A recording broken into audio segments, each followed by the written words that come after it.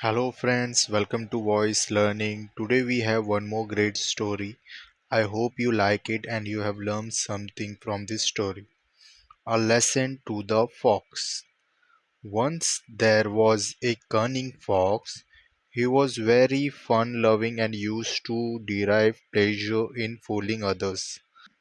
And there was a crane who was his friend. But the crane was simple and gentle. One day the fox thought of having some fun with the crane, so he went to him and invited him on dinner. "Thank you, fox," said the crane. "It is so very nice of you to have invited me on dinner. I shall be pleased to come." The crane came at the appointed hour and brought some fish with him for the fox.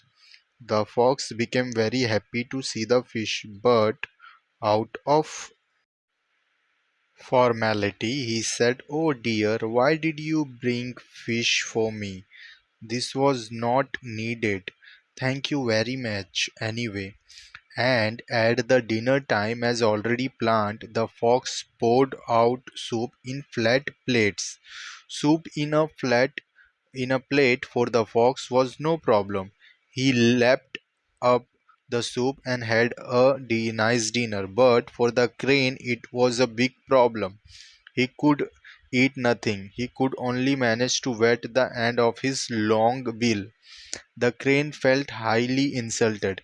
He could very well understand that the fox had arranged this dinner to make a fun of him. "I hope you like your dinner," said the fox. "Thank you," said the crane. "You must come and have dinner with me." Now the crane was adamant to teach him a lesson of his life. Next day, the fox came to have dinner with the crane. He didn't bring anything for the crane. "I shall have a good dinner," he said to himself. The crane too had soup for dinner, but he put the soup in tall jugs. The crane got as much soup as he wanted with his long bill.